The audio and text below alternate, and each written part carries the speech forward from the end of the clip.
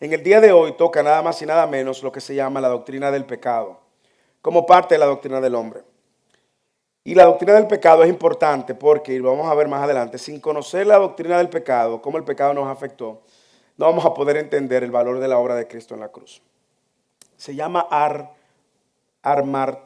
harmatología, básicamente. La primera parte, amar, es básicamente pecadología, estudio del pecado.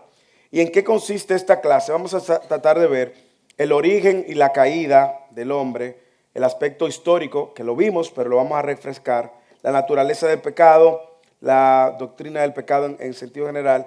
Vamos a ver también algunos aspectos que tienen que ver con las consecuencias del pecado, aunque no está ahí, y finalmente algunas aplicaciones. Entonces, como decía, el tema de la doctrina del pecado, y en esta ocasión, aunque siempre tenemos preguntas, anótelas para lo más final posible, ¿ok? Ya cuando usted no pueda, que diga, no aguanto más, entonces usted levanta la mano. Pero eso es que ya usted no aguanta más, que usted se está muriendo por una respuesta. Mientras tanto, guárdelas lo más final posible para ver si cubrimos el material y cerramos esta clase de la doctrina del hombre. Y luego de las clases de parejas, conectamos entonces otra vez con, creo que la doctrina del Espíritu Santo, la doctrina de la salvación. No sé cuál es el que continúa. Sin embargo, ¿por qué es importante conocer la doctrina del pecado? Bueno, primero es vital para conocer el camino de la salvación. Cuando uno no tiene un entendimiento muy coherente del pecado, pues consecuentemente no va a entender la importancia de la obra de Cristo. Para tener un concepto adecuado del evangelismo. Nosotros a veces creemos que la conversión es el resultado de hacer una oración. Sin embargo, cuando vemos que la conversión es el resultado de una obra sobrenatural, nos va a ayudar a entender por qué y cómo el pecado nos arrastró con tanta fuerza. Tercero, tener una idea más coherente de la santidad de Dios y de la santidad que se nos demanda. Es vital para hacernos ver la necesidad que tenemos de Dios para librarnos de nuestra propia naturaleza. Y vamos a ver cómo esto nos va a ayudar a comprender cada vez más el amor de Dios. Así que vamos a hablar del origen del pecado, porque el origen del pecado, aunque usted no lo crea, tiene tres perspectivas. Y probablemente, al igual que la clase de la semana pasada, cuando hablábamos si somos alma, cuerpo o alma, cuerpo, espíritu, podemos venir con ideas y entendimientos que la escritura al final va a terminar siendo nuestra autoridad, pero en ocasiones adoptamos una teoría del pecado que no necesariamente es muy bíblica, sino que es una mezcla de cosas y de pensamientos y corrientes que escuchamos fuera humanista. Hay tres posiciones con respecto a la doctrina del pecado. La evolucionista, que es la que cree que el pecado es el impulso animal que nosotros tenemos, como lo tienen los animales. Hay una versión pelagiana, y pelagiana es por Pelagio, quien fue un teólogo del siglo 200, 300, que él dice que el hombre nace moralmente neutro. Y probablemente usted ha escuchado eso, o probablemente usted ha creído eso, y que el entorno es el que te va dañando. Si tú naciste en una familia tóxica, el entorno te va dañando. En un barrio donde hay mucha delincuencia, el entorno es que te daña. Esa posición, pues sin duda alguna, fue refutada también, porque la posición bíblica es que el origen del pecado y sus consecuencias lo encontramos en el primer pecado de Adán. Ok, el que tiene niños pequeños, sobre todo, o el que ha tenido niños, recuerda que sus niños desde temprana edad empezaron a mostrar envidia, celos, ira. Nadie se lo enseñó. Ellos lo traen. Después de Adán 3, después de Génesis 3:15, todos nacemos en la misma condición. Entonces, ¿qué nosotros queremos ver también a la luz del pecado? Uno, Dios no es el autor del pecado, ¿ok? Aquí hay algunos textos que lo validan. Como dice Job 34:10, en Dios no puede haber iniquidad.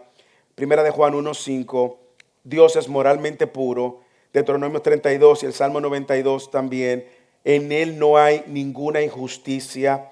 Santiago 1:13, Dios no puede ser tentado por el mal, ni tienta a nadie. Y más aún, la actitud que Dios tiene contra el pecado y el pecador es de rechazo, es de juicio, es de odio. Por eso Él tiene que proveer a Cristo para poder llenar el estándar de Dios y consecuentemente, llenando el estándar de Dios, poder entonces encontrar satisfacción en la obra de Cristo.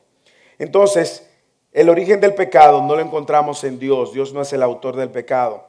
El pecado tiene su origen en el mundo angelical. ¿En qué sentido? Bueno, nosotros sabemos que cuando Satanás inicia esta rebelión, que como ya hemos dicho, algunos entienden que pudo haber sido en el momento mismo en el Edén, donde él está tentando a Eva.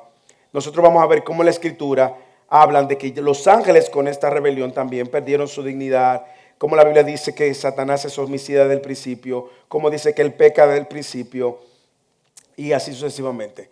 Y el pecado en la raza humana tiene su origen en Adán. Es decir, si nosotros fuéramos a buscar un orden cronológico de pecadores, en el mundo angelical el primero fue Satanás, y usted lo ve en Génesis. Cuando Satanás decide tentar, ya le está cuestionando la autoridad de Dios. Con que Dios os ha dicho. Con que Dios os ha dicho. No, lo que Dios dijo, Dios se equivocó. Eso no fue lo que Dios dijo. Dios dice, y Dios hace eso porque Él sabe que si ustedes prueban van a ser igual que Él. Entonces, si fuésemos a tener un orden de eventos, es Satanás, sus ángeles, los primeros en rebelarse contra Dios. Ahora, en la raza humana, Adán. Y nosotros lo vemos en Génesis y como todas las escrituras hacen referencia de una manera u otra a la caída de Adán. Romanos 5:12, por ejemplo. Por tanto, como el pecado entró en el mundo por un hombre y por el pecado la muerte, así la muerte, aquí está la herencia del pecado, entró a todos los hombres por cuanto todos pecaron. De hecho, el versículo 18 también de Romanos 5, si usted quiere puede buscarlo para que lo resalte. Romanos 5, 18 y 19, él hace referencia también cuando dice: así pues, tal como por una transgresión, aquí está también la consecuencia del pecado a todo el que nació después de Génesis 3:15, así, tal por una transgresión resultó la condenación de todos los hombres, así también fue un acto de justicia, resultó la justificación de vida para todos los hombres. Porque así como por la desobediencia de un hombre, muchos fueron constituidos pecadores, así también por la obediencia de uno, muchos serán constituidos justos. Entonces, vemos el origen del pecado y cómo usted y yo, sin excepción, porque de seguro usted nació después de Génesis 3:15, usted y yo, sin excepción, estamos bajo la misma condición. ¿Ok? Ahora bien, yo quiero con esto conectar a algo que vimos con respecto a la doctrina de la creación, de la doctrina del hombre, y es el elemento histórico de estos eventos.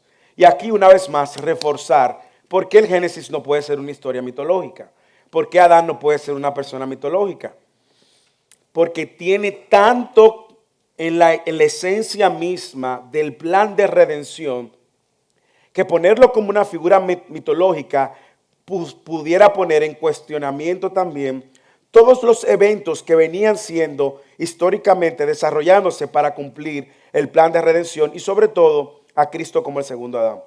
Entonces, quiero que veamos esto. Y como le dije, aquí no estamos tratando de responder todos los misterios relacionados con el mal, sino solamente enfocarnos en el pecado y ya en la manera que vayamos viendo las demás doctrinas, poder responder algunas cosas más. ¿Cuál es el marco de la caída? ¿En qué contexto sucede la caída? Bueno, en Génesis 3, vamos otra vez al principio. Vamos a Génesis, busque su Biblia. Igual que en el sermón de hoy, en el mensaje de esta mañana, usted va a tener que tener su Biblia abierta. Génesis 3, otra vez. Desde el versículo 21 hasta el versículo 24, nosotros vemos cómo hay una frase y también en Génesis 2 al capítulo 4 de Génesis, que es usada para construir narrativas históricas. Ahora me estoy metiendo un poco en la gramática del idioma hebreo. Y esa palabra es el teladot. Cada vez que aparece en esta historia o en otras historias, por ejemplo, cuando estudié hebreo, nosotros vimos el libro de Jonás.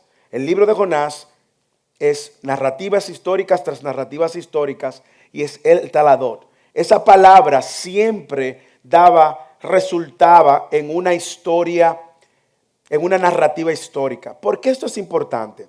Bueno, porque cuando usted está leyendo una novela, usted sabe que la manera como la novela fue escrita, ese género literario no te está narrando una historia, aunque dentro de la historia puedan haber novelas, aunque dentro de la novela puedan haber elementos históricos.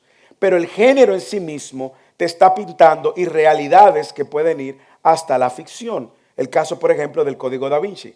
El Código Da Vinci, mucha gente lo dio como un libro histórico, es una novela, es una novela. Cuando usted se lee, por ejemplo, el periódico, usted puede leer el periódico y dentro del periódico usted puede encontrar una historia, pero el periódico te está reportando una noticia. Cuando usted lee el libro de Génesis, usted está leyendo un libro de historia, histórico, y así es que es pensado y construido. Entonces, la primera historia que encontramos en Génesis describe, ¿verdad?, esta creación como un evento histórico y se puede dividir en estas tres partes con esta palabra el teladot. 2, 4 al 25, la vida en el Edén. 3, capítulo 3, del versículo 1 al 24, el relato bíblico de la caída. Y el capítulo 4, la enemistad entre la justicia y la maldad. Usted va a ver ese patrón en todos los libros históricos del Antiguo Testamento. ¿En qué contexto sucede la caída? Bueno, en el contexto de la tentación, en el capítulo 3, versículo 1 al 5, usted recuerda, ya lo vimos, pero quiero recordarlo, cómo la serpiente era más astuta que cualquiera de los animales del campo que el Señor Dios había hecho, y dijo a la mujer, con que Dios os ha dicho, no comeréis de ningún árbol del huerto. Y la mujer respondió a la serpiente, del fruto del huerto podemos comer. Y ella le decía, pero el fruto del árbol que está en medio del huerto ha dicho Dios, no comerás de él ni lo tocaréis para que no mueran. Entonces, mire la estructura de la tentación. ¿Ok? Primero la serpiente cuestiona a la mujer. Segundo, la mujer le responde. Y tercero, la serpiente le hace una réplica a la mujer. Usted ve esta interacción describiendo esta conversación. Igualmente es construida con los elementos históricos que le dije, pero es en ese momento que sucede la tentación. Algunos entendemos que Adán, en su rol de protector, ya estaba un poco probablemente descuidado, no quiero decir en pecado, porque no había pecado, pero cuando usted lee el versículo 6, dice que cuando la mujer vio el árbol que era bueno para comer y era agradable a los ojos, y que el árbol era deseable para alcanzar sabiduría, tomó del fruto, comió y dio también a su marido que estaba con ella y comió. Aparentemente, Adán está viendo esta interacción y Adán no hace nada al respecto. Algunos entienden, y yo sé que es una pregunta que va a salir más adelante, que voy a responder también más adelante, si era una serpiente literal animal o si era, algunos entienden que era un ángel angelical que Moisés describe como la serpiente, y ya que en el Edén habían ángeles, como vemos, Dios se paseaba, luego Dios pone ángeles en la puerta. Hay quien entiende que es un ser angelical con quien ella está interactuando, lo cual hace que Adán algunos entienden, no se desconfiaran tanto. Esto usted lo puede sostener con el texto también de Job cuando dice que los hijos de Dios fueron delante de la presencia de Dios y ahí entró y se coló también Satanás. Y usted lo puede sostener también con Apocalipsis cuando Juan, el apóstol, llama a Satanás la serpiente antigua, pero refiriéndose a un ángel en el Apocalipsis. Así que estoy tratando de apagar los fuegos temprano, pero guarde su pregunta hoy, por lo menos hoy, hasta el final, un poco más avanzado. Entonces, ¿por qué es importante conocer la historia? Bueno, porque nos va a ayudar a entender el libro, dónde inició todo y dónde inició también el plan de redención, ¿ok? Que vemos a través de todas las escrituras. Nosotros vemos también algo muy importante y es cómo Jesús y los apóstoles trataron la caída y a Adán como un evento histórico. Uno de los argumentos más importantes y contundentes es que cuando Jesús se refiere a Génesis, se refiere como un libro histórico. Cuando se refieren los apóstoles a Adán, se refieren como un personaje histórico. Y usted va a escuchar gente que va a decir, sí, pero un personaje mitológico. Mucho cuidado, mucho cuidado. Recuerde también que en ese momento algunos entienden, y yo soy de lo que me inclino por esa situación, por esa posición también, porque soy más covenant como doctrina de los pactos, algunos entienden que ya aquí también había un pacto, lo que llaman el pacto adámico en la relación Dios y el hombre. Y ese pacto pues fue violado justamente por Adán. Dios crea al hombre, hace un arreglo para el hombre y algunos llamaban a eso el pacto de obras, si se puede decir. Él tenía solamente que cumplir un solo mandamiento. Era lo único que él tenía que cumplir. Un solo mandamiento. Algunos le llaman el pacto adámico, el pacto de obras, pacto de la creación. Porque primero por el cambio de nombre que vemos. En Génesis, cuando Dios dice hagamos, y dice en el principio creó Dios al hombre. Esa palabra Dios es la palabra Elohim, que es plural, Dios en plural, usando la tercera persona del plural, hagamos, ¿ok? Lo cual sabemos, y lo vimos en la doctrina de Dios, que es un componente donde la Trinidad, de una manera u otra, discursivamente está presente. Entonces nosotros vemos que entre Génesis 1 y Génesis 2 cambia el nombre de Elohim a Yahweh, que habla más de pactos. Esa es la manera como se presenta. Como que se está relacionando más con su creación y nosotros vemos a través de todo el Antiguo Testamento esta relación pactal. Por ejemplo, en el capítulo 3, versículo 23, dice que cuando Dios saca a Adán y a Eva del Edén, el lenguaje usado es el mismo lenguaje del Antiguo Testamento cuando Dios manda a Israel fuera del exilio y cuando se le daba carta de divorcio en el Antiguo Testamento, y en ambos casos era un quebrantamiento del pacto, no por Dios, sino por el hombre. En todo el Antiguo Testamento nosotros vamos a ver ecos de esta relación que existía, que no es más, entendemos algunos, y algunos teólogos entienden, me voy a poner chiquitico aquí, entienden que ese pacto inició igualmente en el Edén. Usted lo ve en el pacto de Noé, en Génesis capítulo 6, versículo 18, donde él dice, Dios explícitamente le dice, pero estableceré mi pacto contigo y entrarás en el arca tú y contigo tus hijos, tu mujer y las mujeres de tus hijos. En el capítulo 9, luego del diluvio, 9, él dice, he aquí yo establezco mi pacto con vosotros y con vuestra descendencia después de ustedes. Usted va a ver que esa palabra que aparece no se utiliza nunca. Esa palabra que aparece en Génesis con Noé, la palabra cum en hebreo, nunca se utiliza para iniciar un pacto, ¿ok? Sino para continuar un pacto. Por lo tanto, eso lo vamos a ver con Noé, lo vamos a ver luego con Abraham, como Dios le prometió a Abraham también una descendencia, le dio las mismas palabras a Noé que les dio a Adán: multiplíquense, fructifíquense y llenen la tierra y sojuzgadla, ¿ok? Esas mismas palabras es la que él le dio a Adán y a Eva. Luego vemos que cuando él hace un pacto con Abraham, le dice las mismas palabras que le dio a Noé y que le dio a Abraham. Son algunos elementos que hablan de cómo esta relación con Dios pactal existía y por causa del pecado pues se rompe. ¿Cuáles son algunos efectos de la caída que es importante que consideremos? Bueno, uno, el hombre pierde lo que llamamos su inocencia original. El hombre se convierte en un pecador corrupto, ¿ok? Ellos vinieron a ser, algunos entienden, ¿verdad?, más maduros en su conocimiento moral, pero en un sentido negativo. Cuando dice que sus ojos fueron abiertos, ambos conocieron que estaban desnudos, lo que produjo un sentimiento de vergüenza y temor. Por eso cada vez que usted peca, usted no quiere que nadie lo sepa. O usted se esconde, o lo hace escondida. Aun cuando usted está chismeando, o cuando chismeamos, nosotros adoptamos posiciones que quieren escondernos. Hablamos bajito, torcemos la boca. Mira, no le diga a nadie, pero usted sabe que el hermano fulano. Porque la reacción natural al pecado es esconderse. Eso lo vemos en Génesis. Hacer las cosas escondidas o mantenerlas escondidas, mantener el pecado escondido. El hombre se convierte en un pecador culpable, ¿ok?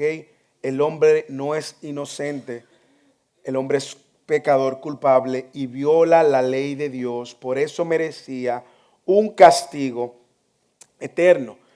Cuando nosotros veíamos la doctrina de Dios, vimos la santidad de Dios. Bueno, cuando usted contrasta la santidad de Dios con el pecado del hombre, justamente por un pecado el hombre merecía, al haber pecado con un Dios que es infinitamente santo, merecía una condenación infinita. ¿Ok? No hay manera, no hay otra manera. Usted no puede. Por eso es que el pecado es algo tan serio, por eso es que el pecado Dios lo trata con tanta severidad en la cruz. Es justamente por consecuencia a fallarle a un Dios completamente santo. Ok, pero ese no es el problema de Adán solamente, es el problema de todos nosotros. Cuando hemos pecado y cuando vemos nuestro pecado y en la medida que vemos nuestro corazón y nuestro pensamiento, nos estamos rebelando contra la ley de Dios y la santidad misma de Dios. Y eso merece muerte. Por eso usted y yo morimos físicamente. ¿Ok? Un día físicamente viviremos eternamente gracias a la obra de Cristo y la promesa de resurrección a aquellos que han creído en ese nuevo pacto que Él ha establecido por medio de su Hijo y han creído en Cristo como el suficiente y Salvador para no irse a una condenación eterna por causa de su propio pecado. El hombre es responsable de su pecado. Y como hemos visto y veremos cuando toquemos la doctrina de la salvación, voy a dejar esto aquí, pero no para que me hagan preguntas de ese tema que me han hecho anteriormente. El hombre, si Dios hubiese mandado a todos los hombres al infierno, eso hubiese hecho a Dios justo. ¿Ok? Usted, nadie ni yo merecíamos una eternidad con Dios. Es bueno que usted lo sepa. Usted no es bueno, yo no soy bueno. El único bueno es Cristo. Él llenó nuestro estándar, el estándar de Dios, y ahora Él es nuestro representante. Y cuando Dios decide salvar, Él lo hace conforme a su voluntad. Y Él es Dios. Entonces, pero cuando vemos el pecado, y en la medida que conocemos el pecado, y todavía en Cristo nuestra tendencia natural hacia el pecado, y vemos cómo ahora luchamos, antes nos deleitábamos en el pecado, ahora luchamos con el pecado, nosotros vemos efectivamente la fuerza gravitacional que tiene el pecado sobre nuestras vidas. Entonces, la imagen de Dios se estropea en cuanto a nuestra constitución, nuestra relación con Dios, nuestra relación con el prójimo, nuestra relación con la naturaleza, incluso con los animales, en cuanto a nuestro rol en el mundo. Se invierten los roles. El hombre quiere ser dominante, machista, aplastante.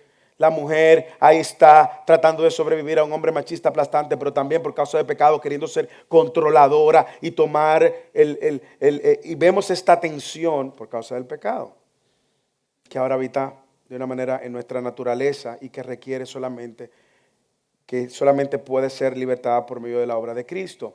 Ahora nosotros vemos la justicia porque hay una imagen de Dios en nosotros a llamarnos a ser justos, pero estropeada por el pecado. Aún el amor que vino como ese estampamiento de la imagen de Dios en nuestra vida, lo vemos pero nublado por el pecado. Nosotros la compasión, la misericordia no es tan pura como la que Dios nos ha mostrado a nosotros, manchada por el pecado. ¿Ok? Entonces vemos cómo aún esa imagen de Dios, el pecado nos ha afectado. Pero usted tiene un impulso ahora de amar porque la imagen de Dios fue estampada. Usted tiene un impulso a la justicia porque la imagen de Dios fue estampada. Usted tiene un impulso a la misericordia, a la compasión, porque la imagen de Dios fue estampada, pero ahora nublada por el pecado. Y le va a costar, y si usted quiere hacer justicia, probablemente va a hacer justicia con los lentes del pecado y no tan puro. Y si quiere amar a alguien, va a amar a quien usted quiera, no de igual manera. Si va a tener misericordia, usted va a tener misericordia de quien usted quiera, pero de una manera un poco manchada por el pecado. Y también otro efecto de la caída es esa maldición judicial de Dios es ejecutada. Es decir, Dios establece un orden incluso. Es interesante que cuando el hombre peca, cuando Eva, tentada por Satanás, toma la manzana y le da a su esposo, al primero que Dios llama es Adán, porque a él le había encomendado la responsabilidad de proteger el Edén, de gobernar y de poner orden. llama a Adán primero, llama a Eva y luego llama a la serpiente, en ese mismo orden. Pero cuando Dios va a castigar, lo hace al inverso. Castiga primero a Satanás, luego viene el castigo contra la mujer y finalmente contra el hombre. Sin embargo, cuando nosotros vemos todo el plan de redención, y esto es fascinante, hermanos, esto debe de animarnos. Cuando vemos todo el plan de redención, incluso cuando vemos las escrituras, que vamos a hablar de la escritura en el sermón de Pedro, cuando vemos la escritura, nosotros vemos increíble, de una manera impresionante, el plan de redención. Porque, ¿qué es lo que ofrece Apocalipsis cuando tengamos cielo nuevo y tierra nueva? Vaya conmigo a Apocalipsis capítulo 21.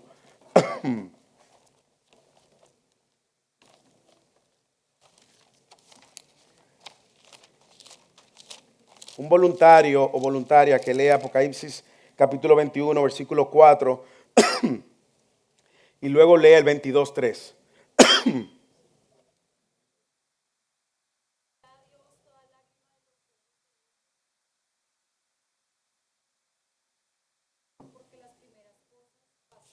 22:3 ahora.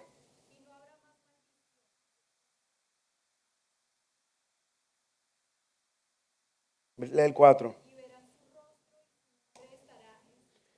Es decir, el establecimiento de todas las cosas es un volver a ese plan de la creación. Ok, donde estaremos ahí sin dolor, sin pecado. ¿Usted se imagina usted levantarse en la mañana sin que le duela algo? Ok. O que usted se levante y empiece los días y usted no tiene como pensamiento de pecado en su corazón. Usted no tiene complejos, no tiene depresiones, no tiene tristeza, no tiene envidia, no tiene celos, no tiene lujuria, no tiene ira. ¿Y usted se imagina el día que llegue eso? Debemos de anhelar de verdad con eso, ese retorno, ¿verdad? Pronto de nuestro Señor, que vamos a hablar de eso hoy en el sermón otra vez. ¿Qué más trajo como resultado el pecado? Bueno, la presencia especial de Dios es quitada. ¿Ok? Nosotros vemos que uno de los efectos del pecado es que el hombre estaba en una perfecta relación y comunión con Dios. Por causa del pecado, se rompe esa relación, esa comunión con Dios. Y esa relación, esa comunión con Dios ahora solamente se restablece por medio de Jesucristo. ¿Ok? Ellos vivían en una comunión perfecta. Él dice Génesis que Dios se paseaba en medio del huerto. Y vemos cómo en Génesis 3:15 se les planta la semilla del evangelio, lo que llamamos el protoevangelio. Anote esa palabrita. Protoevangelio o evangelio pronto o el evangelio temprano. El protoevangelio, si el evangelio es las buenas noticias de salvación, el protoevangelio fue esa semilla inicial en Génesis, donde Dios dijo: yo voy a destruir este plan macabro que en Génesis 3:15, cuando Él dice, hablando de la serpiente y de la mujer. O sea que en Génesis mismo ya Dios estaba estableciendo su plan. Pondré enemistad entre ti y la mujer, entre tu simiente y su simiente. Él, refiriendo a la simiente de la mujer, te herirá en la cabeza y tú, refiriéndose a Satanás, lo herirás en el calcañar. Ahí ya se está estableciendo el fin del Satanás, de la maldad y de las consecuencias del pecado. Ahora, cuando nosotros vemos a Génesis y la naturaleza del pecado, vemos cómo Satanás o el pecado pervierte incluso el orden de la relación de Dios con el hombre y de la creación y la relación del prójimo. Ya usted ve en el capítulo siguiente, después de la caída, a Caín matando a Abel. Entonces vemos el pecado, vemos luego en Génesis 6 que Dios tiene que llevarse a la humanidad porque había una maldad rampante. Luego Dios levanta una nueva humanidad y otra vez hacen lo que quieren. Luego vemos que Abraham, Sodoma y Gomorra, Dios tiene que llevarse a Sodoma y Gomorra porque hacen lo que quieren. Vemos que el pecado está plantado en el corazón del hombre. Del. Perdón. Comparando y contrastando a Adán con nosotros. Yo entiendo que Adán se puede decir que pecó, entonces murió en su espíritu de inmediato, progresivamente en su alma o corazón. Vemos 5 capítulos después el comentario que todo el pensar de todos los hombres malos siempre, okay. Y murió en última instancia en su cuerpo.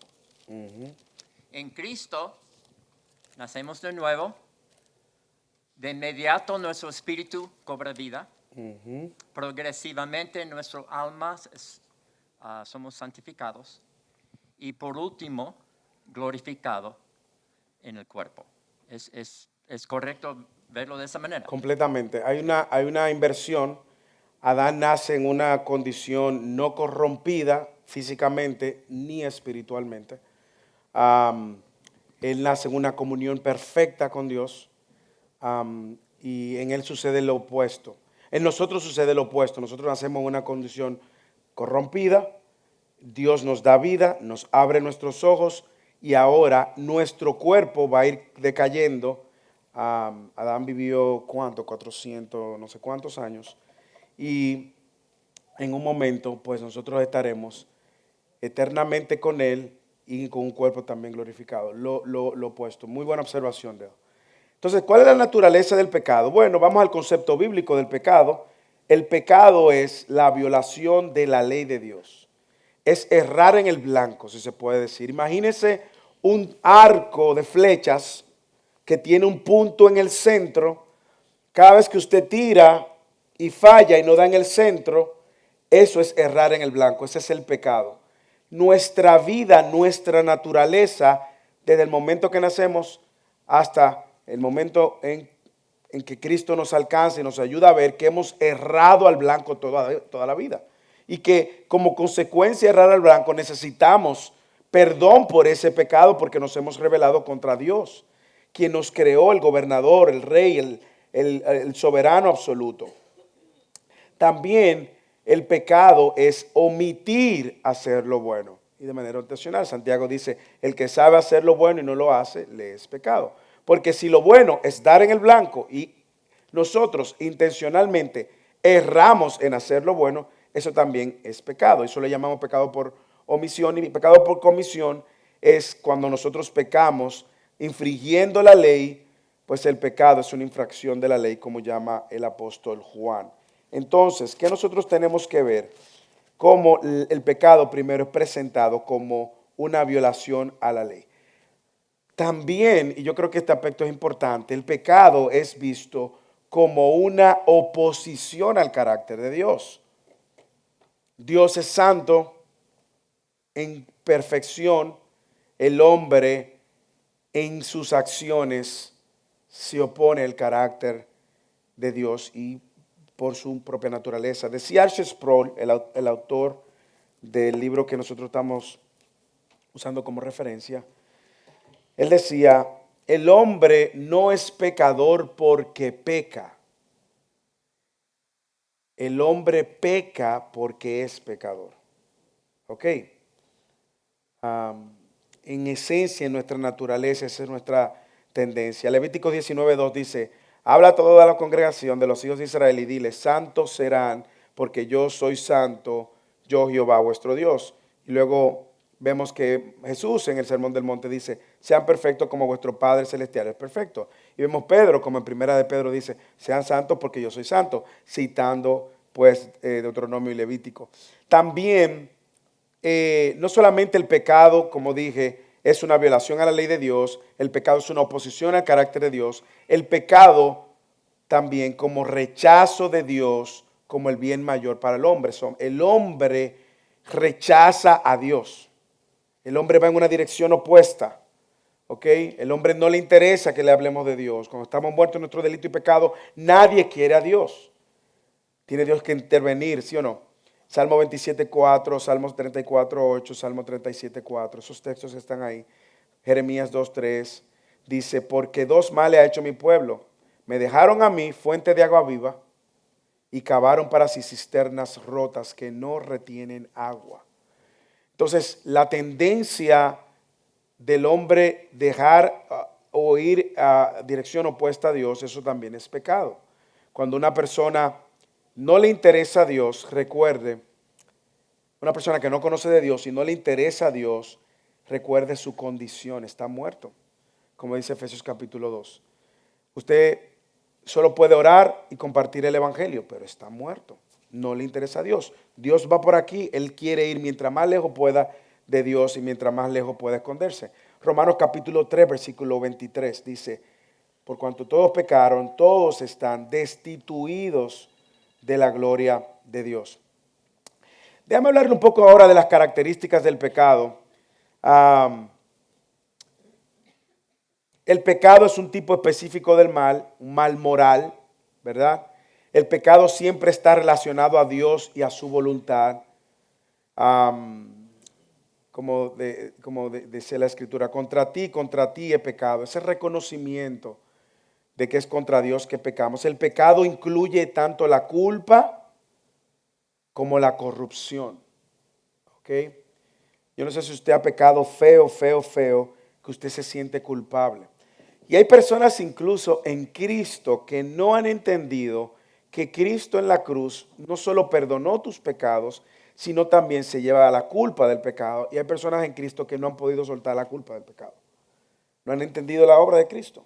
Pero cuando nosotros pecamos, arrastramos ambas cosas. El pecado no solo consiste en actos exteriores, también incluye pensamientos, intenciones y deseos.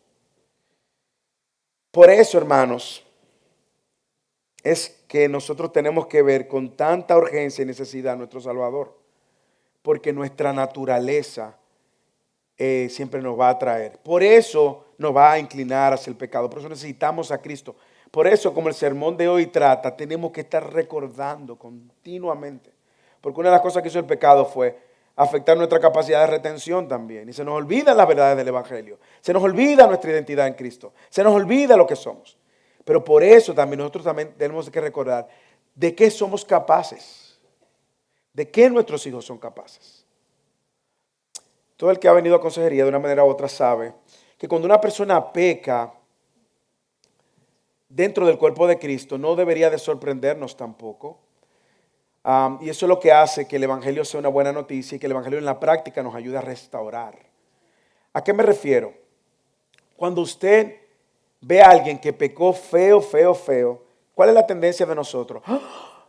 Ay, pero ¿cómo es posible que la hermana fulana, tan piadosa que vea? O como nosotros nos referimos a nuestros hijos. Probablemente los que tienen hijos más grandes le han dicho a sus hijos, yo no pensé que tú eras capaz de. ¿Cómo es posible que tú hicieras esto, hermanos? Es posible. ¿Ok? Es posible. Y dentro del pueblo de Dios es posible. Por eso es que nosotros necesitamos continuamente venir delante de Dios y recordar delante de Dios que Cristo en la cruz cargó con nuestro pecado, con nuestra culpa, pero que ese pecado, mientras estemos en este cuerpo de muerte, Él lo está en el negocio de santificarnos y mucho del pecado quizá que usted cometía antes, ya a usted ni le interesa. Pecado de lo cual Dios lo perdonó y lo restauró, usted dice, no me interesa. Probablemente usted sienta en algún momento una chispita de atracción y se sienta como que dice, wow, pero hoy la carne está viva, tengo que matársela a morir hoy. Pero tenemos el camino de regresar siempre a la cruz y saber que ahí encontramos perdón. Algo importante con respecto al pecado es la universalidad del pecado. Universalidad. ¿A qué me refiero? Que el pecado es universal.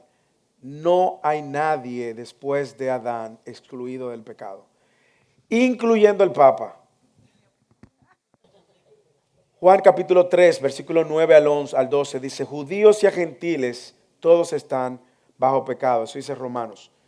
Y dije, Juan, vamos a Romanos.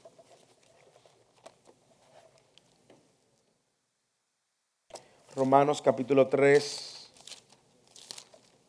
versículo 9, cuando él habla de ese, de ninguna manera, porque ya hemos denunciado que tanto judíos como griegos están bajo pecados. Cuando él se refiere a griegos o gentiles, dependiendo de la traducción, se está refiriendo a todo el que no es judío, incluyendo usted. ¿Usted de dónde es? Del país de ahí, de ese pueblo, usted también. Usted no es judío, usted es gentil. Versículo 10, mire lo que dice el versículo 10. Como está escrito, no hay justo ni aun uno, no hay quien entienda, no hay quien busque a Dios. Escuche, no hay quien busque a Dios. Eso dice el versículo 10 y 11. No hay quien entienda, no hay quien busque a Dios. Esa es la condición del hombre. No hay quien haga lo bueno, versículo 12. Todos se han desviado, a una se hicieron inútiles, no hay quien haga lo bueno. No hay ni siquiera uno.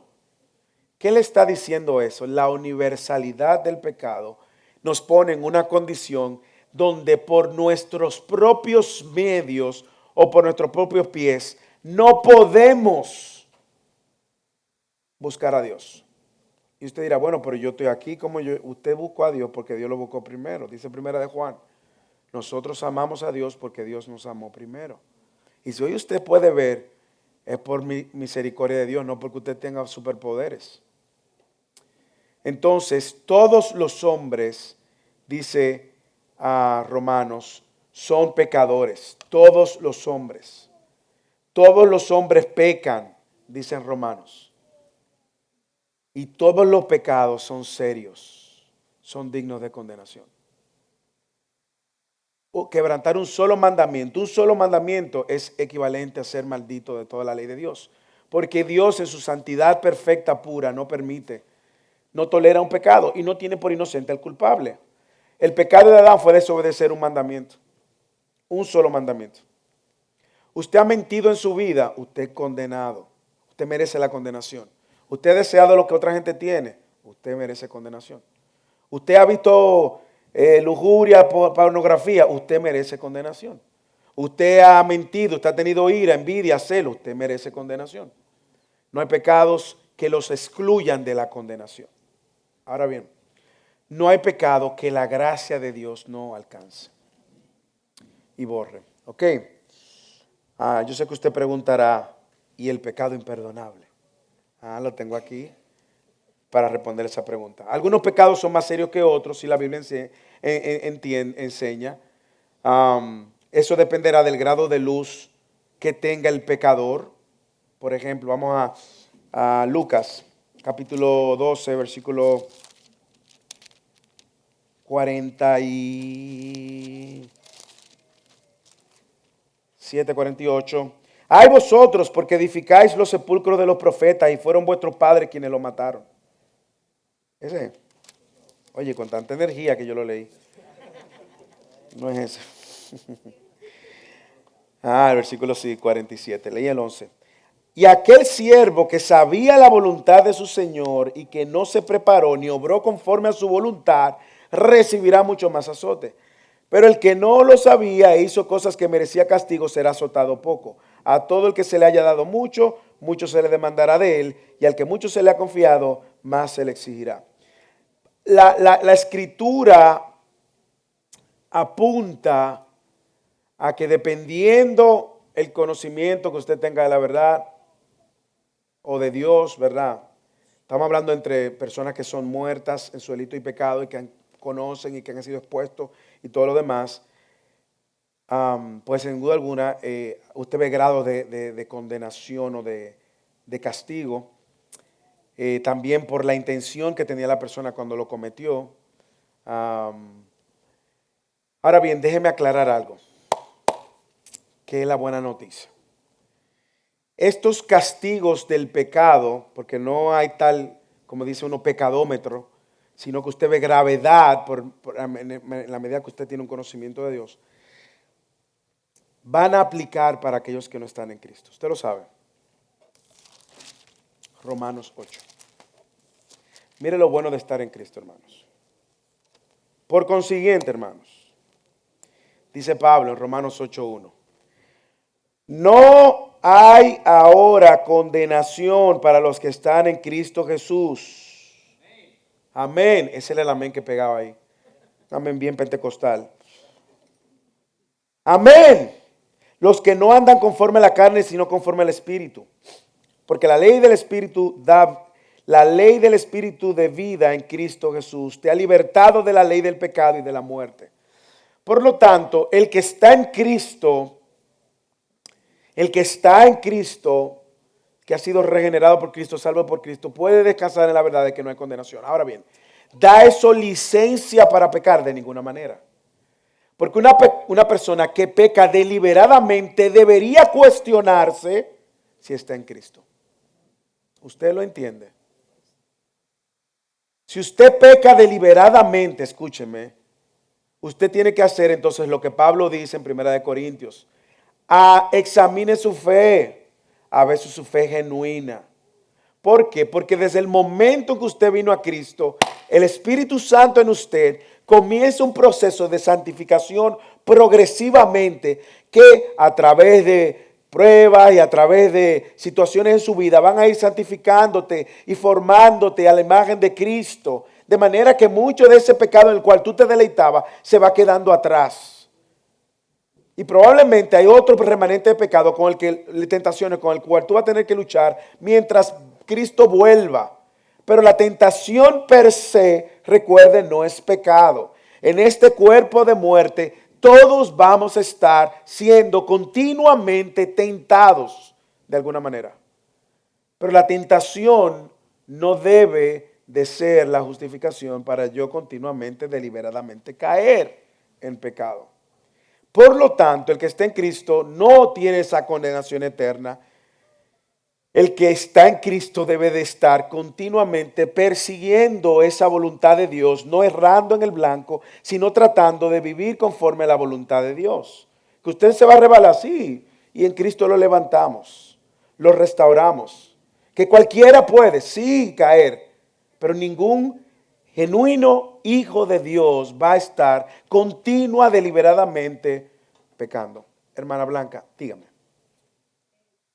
Escuchado personas o aún pastores que dicen, no, es que ahora que soy cristiano tengo más tentaciones que antes. Yo pienso que más bien antes que las tenían, pero no conocían la palabra de Dios y siempre pues no se daban cuenta de que estaban mal, pero como ya tienen el conocimiento de Dios, ahora se miran en la condición en que estaban antes y ahora pues miran más el pecado con la verdad de la palabra. Completamente es así. O sea, antes usted vivía en el pecado y usted se deleitaba y usted no le daba lo mismo. Ahora, siempre me recuerdo del bautismo de uno de los hermanos aquí que me di en varios testimonios de bautismo, cuando está compartiendo el testimonio, que decían, yo estaba ciego y no podía ver mi pecado. Hermano, esa es la realidad. Esa es la realidad. Y algunos de ustedes que me han testificado que era lo que yo me creía. Yo no veía mi propia arrogancia. Yo no veía, hermano, cada vez que usted vea eso en su vida, regocíjese, porque el Espíritu de Dios está obrando en usted. ¿Usted sabe lo glorioso que es eso? Cada vez que usted mire su corazón y dice, no, es que esto no está bien, pero esta envidia que yo estoy sintiendo, esto no está bien. Padre, perdóname. Ok. Ahora, ¿qué es el pecado imperdonable? Nos quedan unos minutos. Vamos a ver. El pecado imperdonable, que aparece tanto en varios evangelios, voy a usar el texto de Marcos. De cierto os digo que todos los pecados serán perdonados a los hijos de los hombres y la blasfemia cualquiera que sea, pero cualquiera que blasfeme contra el Espíritu Santo no tiene jamás perdón, sino que es reo de juicio eterno. De cierto os digo que todos los pecados serán perdonados. Esa es una repetición. Ahora bien, vamos a Marcos capítulo 3. Vamos a observar el texto, sobre todo para ver el contexto del texto. Mateo, Marcos capítulo 3. Este es un texto muchas veces muy manipulado, sobre todo por los hacedores de milagros y los superungidos, que cuando usted lo cuestiona dicen, tú estás blasfemando contra el Espíritu Santo. Déjame aclarar de entrada lo siguiente. Primero, ningún hijo de Dios, aclaro, aquel que ha nacido de nuevo, que ha recibido un nuevo corazón, que ha sido regenerado, que tiene un nuevo nacimiento y que ahora es hijo genuino de Dios, no criatura. Una persona que ha nacido en Cristo, escuche, nunca peca de la blasfemia del Espíritu Santo. ¿Ok? Eso es lo primero. Lo digo para que remover cualquier, no, que dije algo en contra del Espíritu, o aquello en contra del Espíritu. No, no, el Hijo de Dios no puede blasfemar contra el Espíritu Santo, porque la blasfemia contra el Espíritu Santo, le voy a dar el resumen ahora y luego lo voy a detallar, no es más que rechazar la propuesta de Dios dada por el Espíritu de venir a Dios. Y cualquier persona que rechaza la propuesta de Dios dada por Dios para venir a Dios, no hay más nada que se pueda hacer por esa persona. ¿Ok? Entonces este pecado involucra palabras, pero aquel que hable contra el Espíritu, este pecado no se comete en ignorancia. Este pecado involucra un corazón endurecido. Veamos el contexto. El capítulo 3 de Marcos, cuando usted ve que él está hablando, se le está refiriendo justamente a los fariseos en una conversación que él está teniendo con los fariseos. Y más adelante él habla con los discípulos, versículo 29, llamándolo, le habla parábola, cómo puede Satanás expulsar a Satanás, el cuestionamiento que le estaban haciendo los escribas que decían que Jesús tenía Belcebú y expulsan los demonios por el príncipe de los demonios. En palabras llanas, aquí lo que hay un grupo de gente que está diciendo Jesús no es Dios, Jesús no es el Hijo de Dios. Ok, están cuestionando a lo que Jesús en sí mismo representa en el momento y en el contexto histórico. Y después de que una persona describe, como dice así, y usted ve los detalles de la cuenta del texto, una persona que ha visto que Jesús es quien salva, que ha visto que Jesús es liberta, que ha visto que Jesús es el Señor, que lo ha visto de fuera como esto, que puede verlo a través de la historia y que puede verlo a través del testimonio de otros, y aún así dice, es que Jesús no salva, es que Jesús no transforma, es que Jesús no es el Hijo de Dios y que Jesús no es el camino a Dios, está difamando contra Dios mismo y contra la obra del Espíritu de Dios, que es quien reconvence de pecado, ¿verdad? Como dice la Biblia, que el Espíritu Santo es quien convence de pecado. Cuando usted lee Hebreos, por ejemplo, usted va a ver en el Hebreos 5 advertencias muy similares a esta, y habla de aquellos que gustaron de ese don celestial, como ellos estuvieron y vieron la obra del Espíritu Santo, y aún así endurecidos, blasfemaron, difamaron, rechazaron voluntariamente la gracia de Dios manifestada a través del Espíritu Santo de Dios. Y ese endurecimiento es tan grande que le hace imposible reconocer la verdad y ver la verdad. Ese endurecimiento tan grande. Dígame.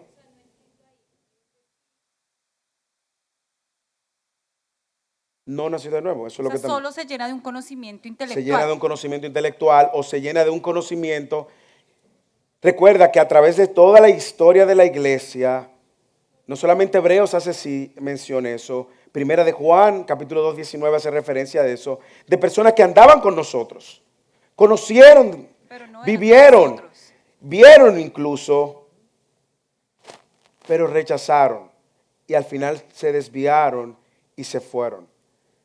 Esa es la manera en la cual una persona, no en ignorancia, conociendo, viendo, rechaza, declina la obra de salvación. No hay manera, no hay manera. Mariale.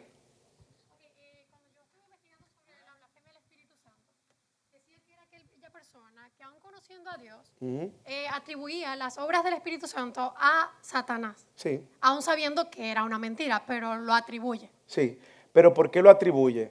Es porque está en esa atribución, dándole crédito a lo que tú dices, que está negando, porque no es lo que afirma, es lo que niega con su afirmación. Está afirmando esto es del diablo, como dice el contexto de Marcos, pero está negando que es efectivamente una obra de Dios. Y lo sabe. Entonces no es en ignorancia. Hay un rechazo, un endurecimiento a Dios. Por eso le decía que una persona que tiene el Espíritu Santo de Dios dentro ya, un hijo de Dios, no puede blasfemar del Espíritu Santo de Dios como blasfema aquel que conoce la obra de Dios, como tú decías, de una manera intelectual, y la conoce y ha visto y conoce el testimonio, y así voluntariamente la rechaza. Ahora bien, usted dirá, pastor, pero por mucho tiempo yo era eso, quedé un ateo. ¿Ok? El ateo, al igual que usted y que yo, lo único que necesita es la voz de Dios. Porque la gracia de Dios es irresistible. Y cuando la gracia de Dios llama al corazón más endurecido. Hay una tensión histórica, y lo vamos a ver en la doctrina de la salvación, y yo espero que usted no se me desespere y espere pacientemente, entre la soberanía de Dios y la responsabilidad del hombre, ¿ok? Cuando hablamos de la soberanía de Dios nos referimos a la voluntad de Dios de salvar y a la responsabilidad del hombre de su pecado. ¿Entiende? Eso lo vamos a ver más en la doctrina de la salvación. Sin embargo, el hombre, por su rechazo a Dios, es condenado. ¿Usted lo sabía? Es por su rechazo a Dios, ¿sí o no? ¿Por qué Dios tiene una actitud contra el pecador? Porque el pecador ha rechazado a Dios. ¿Y cuál es el castigo para el pecador? La ira eterna. ¿Ok? Usted ha escuchado que Dios ama a los pecadores, ¿verdad que sí? No deje de añadirle, cuando Dios ama a los pecadores que se arrepienten, ¿ok? Porque la Biblia es contundente diciendo cómo Dios ve al impío todos los días. El Salmo 5:5, el Salmo 7:11, Juan 3:36, la ira de Dios está todos los días. Entonces, solamente para que aclare por qué el pecado Dios lo ve con tanta severidad. ¿Ok?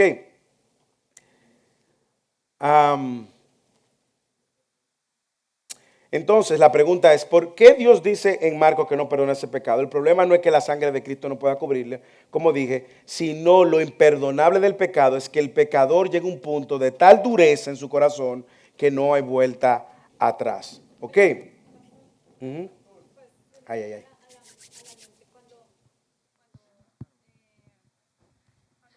Cuando Dios, Le endureció el corazón. Dios le endurece, o sea, Dios también permite, o sea, que su corazón siga endurecido y no haya perdón para esa persona.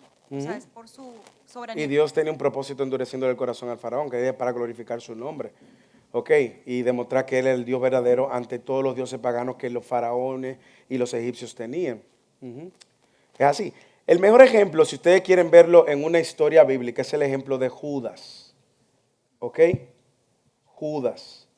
Judas vio, Judas probó, Judas anduvo, Judas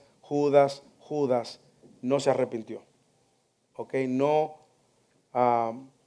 reconoció como lo hizo Pedro, que probablemente hizo lo mismo o más o peor, pero algunos entienden, al negarlo en el momento de mayor debilidad humana que Jesús tenía. Pedro, era una pregunta de la doctrina de la elección. Dale. A temor de sonar como un disco rayado, Ok. quiero hacerte esta pregunta. ¿Por qué Dios los predestinó a algunos a ser salvos y otros no? Como decimos aquí, aunque siempre, ¿verdad?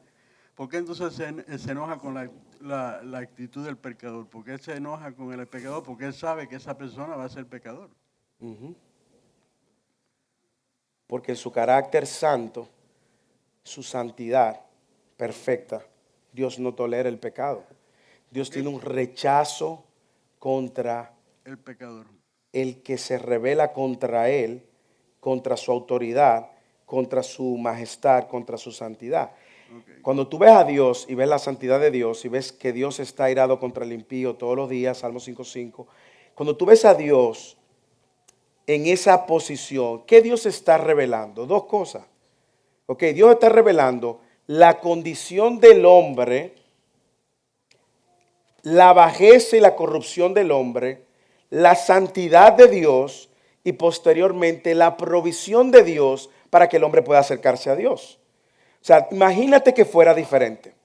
Imagínate que Dios dijera, sí, hombre, estos pecadores, y no hubiese sacrificio de Cristo en la cruz contradijera tanto la justicia de Dios y el carácter de santidad de Dios. Entonces, ¿dónde se reconcilian las cosas? En la cruz, cuando Él tiene que sacrificar a su propio Hijo que vivió la santidad perfecta, ¿ok? Y que por amor, ahí está todo su amor, y en su justicia no teniendo por inocente al culpable, y en su santidad no permitiendo la manera de que el hombre por sus propios medios se acercaran a Dios, porque el hombre no puede acercarse a Dios por sus propios medios. Por eso es que la religión es tan absurda. Porque la religión es el intento del hombre acercarse a Dios. Dios es quien tiene que ahora acercarse al hombre. Y Dios envía a su Hijo. Y cuando Dios en la cruz trata el pecado con tanta severidad, le está recordando al hombre su corrupción, su bajeza, pero a la vez también la santidad de Dios, la justicia de Dios. Entonces tuve la santidad de Dios y la justicia de Dios completamente manifestando su ira. Por eso la ira de Dios es una ira santa, porque la ira de Dios nace como respuesta a su santidad y a su justicia. Y Cristo recibe ahora todo el castigo. ¿Qué mayor necedad es la del hombre de rechazar el único medio que Dios ha provisto, donde Dios entregó por amor a su Hijo, y el hombre en su necedad lo rechaza y blasfema y cuestiona? ¿Quién eres tú, oh barro, para cuestionar al alfarero? ¿Ok? Déjame hablarle de las consecuencias del pecado mientras avanzamos. Yo vi otra mano. Bueno, era solo para aclarar nuestra mente. Entonces, un ateo no blasfema porque no conoce de Dios. Eso es lo que dice la Biblia. Es una necedad. La Biblia dice, es más, la Biblia dice, la Biblia no dice que los ateos existen. La Biblia llama al ateo necio. La Biblia dice el necio en su corazón, no hay Dios. ¿Ok? Y muchos también, sobre todo, por ejemplo, la tendencia que nosotros estamos viendo de nuestra sociedad, cada vez más post-cristiana, la gente quiere justificar su pecado y callar sus conciencias. Por eso Romanos capítulo 1 ve la severidad como Dios trata al pecador y el pecado. ¿Por qué? Porque con injusticia, dice Romanos 1, con injusticia sofocan, restringen la verdad. No quieren que la verdad florezca. Y ellos quieren estar tapando la verdad porque la verdad los condena. ¿Ok? Entonces, déjame hablar de esto y luego voy a dar paso a algunas preguntas, aunque ya no hay tiempo. Las consecuencias del pecado. Primero, ira y enojo, una santa indignación, lo que hablé. Ahí están algunos versículos, Romanos 1:18, porque la ira de Dios se revela desde el cielo contra toda impiedad e injusticia de los hombres que detienen con injusticia la verdad. El Salmo 7:11 es igual. Nahum 1:2. Entonces, ¿cuál es la disposición de Dios ante el pecado? Ira y enojo. 2, aborrecimiento, ese sentimiento de enemistad. Jehová aprueba al justo, pero al malo y al que ama la violencia, su alma los aborrece. Puede leer los otros textos también. Entonces, ira, aborrecimiento, enemistad. Dice Isaías 63, mas ellos fueron rebeldes, hicieron enojar su Santo Espíritu, por lo cual se les volvió enemigo y él mismo peleó contra ellos. Una reacción de venganza, si afilare mi luciente espada y echaré mi mano del juicio y tomaré venganza de mis enemigos y daré la retribución a los que me aborrecen. Daré la retribución a los que me aborrecen. También hay un juicio contra el pecador. Por cuanto todos pecaron, todos están destituidos de la gloria de Dios. Aún el texto más conocido habla de el juicio de Dios. Porque de tal manera amó Dios al mundo, ¿ok?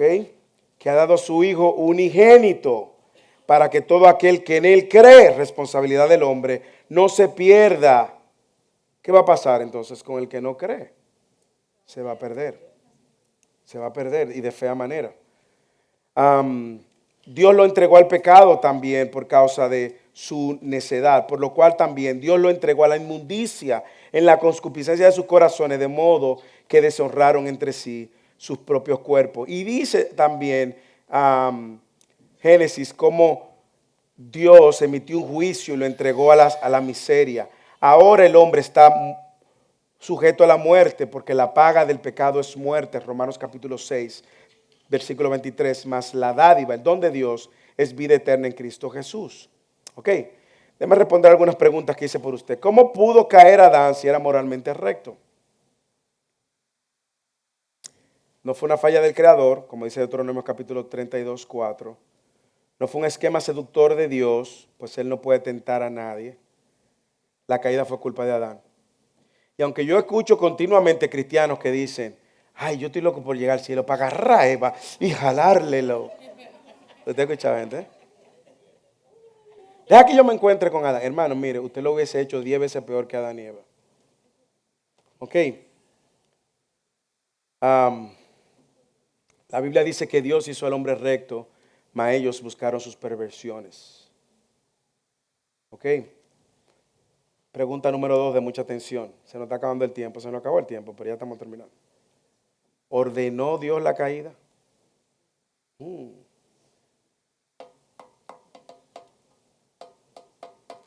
La respuesta es que sí, mi hermano. Esto no significa que Dios forzó a Satanás a que tentara a Adán y Eva, o que Dios los manipuló para que desobedeciera su mandato. Esto significa que dentro del plan de Dios, Él permitió que Adán fuera tentado y pecara. Y Él sabía que Adán iba a pecar y que iba a suceder así. Pudo haberlo permitido y no lo permitió. ¿Por qué? Se la pregunta. Primero, recordemos que Dios es soberano. Pero, aunque suene difícil de entender, yo no estoy diciendo que es fácil de entender, pero al fin y al cabo la Escritura es nuestra autoridad y es lo que más apunta. La santidad, la justicia, el amor, la misericordia, la compasión de Dios, entre otras cosas, se hacen palpables en la medida en que nosotros vemos nuestra miseria espiritual. Usted no hubiese sido receptor del perdón de Dios y no hubiese tenido ninguna idea de cómo perdonar al prójimo.